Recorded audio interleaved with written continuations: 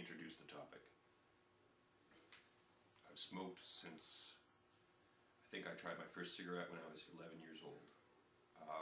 Off and on, when other kids suggest it, we got cigarettes, stole cigarettes from other parents, sometimes from my own mom. Sorry.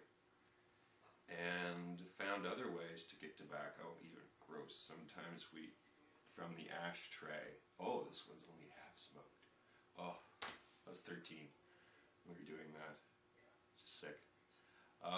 But I kept that going until I was about 17, and then I quit for a few years. After that, I got back into it. When I was in my 20s, and in a way it was, I don't know, an attempt at time travel, because at that time I was really down, I was heartbroken, I'd broken up, serious relationship. The last time I remember being happy without that person was, I was a smoker. So in this little depressed zombie state, I went and bought a package of cigarettes, and pretty soon I found myself smoking them, and I continued, except for 1 month when I had such a bad lung infection that I knew I had to stop smoking or I was getting worse. But right after the month, and I was feeling fine, picked up back again. This time's going to be different though, because there's a couple of different factors at play. One thing is my wife, Jeon-ju, has already quit, and she asked me, if I quit smoking, will you quit smoking? And I said, oh, okay, I will, but I'm going to wait for a couple of weeks until you're kind of solid with this, and look at what that looks like. But I said, yeah, if you don't smoke for 2 weeks, I won't. That is, I will quit. Well, it's been 2 weeks. And I don't want to make a big to-do about this, but one thing I am going to miss is having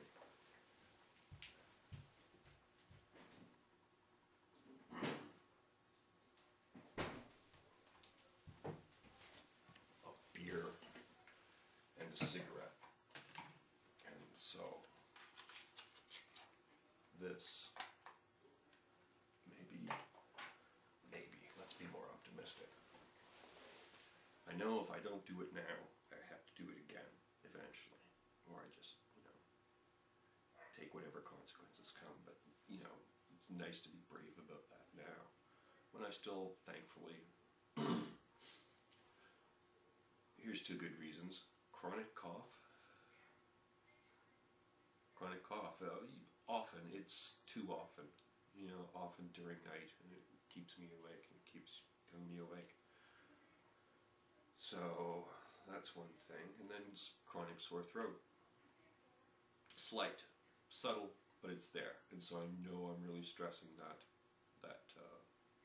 part of my throat, making all sorts of nasty things a lot more probable.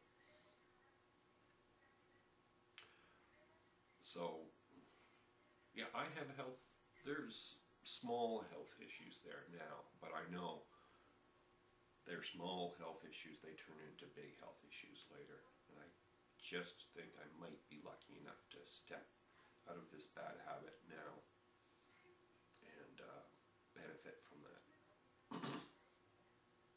But I already had an experience today. This is my cigarette today, and it's my last cigarette. I set the time according to as my wife had me promise, and I think it really would be a good idea for me to do it.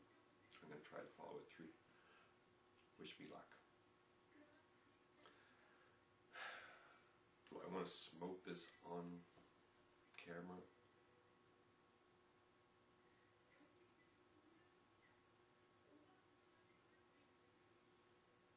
No, I wouldn't want to tempt anyone else who is out there, because that's one thing that makes it difficult, is when you're trying to quit, you still have friends who smoke. You still run into people who smoke.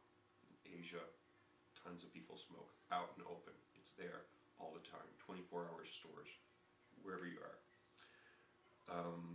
So it's just too easy to stumble if you're trying to quit, and it's a good idea to quit, because there's good science that says smoking a pack a day, especially once you've gotten over the age of 35, adds in a lot of significant, increases your risks in a lot of areas that are significant to me. And I can feel the stress now from doing it as a habit. I was getting more than 25 cigarettes.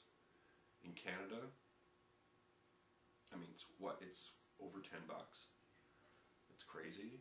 When I came over here, it would have been about $1, I think, short within, maybe slightly over $1 for a package of cigarettes. So it's $2.50 now, but that adds up to, between the both of us, it had been adding up to more than $100 anyways. So there's another incentive. Yeah, lest I tempt anyone, I'm going to have my last cigarette now. Last cigarette. Wish me well, and wish me luck, and wish me strong will. And everyone out there, take care.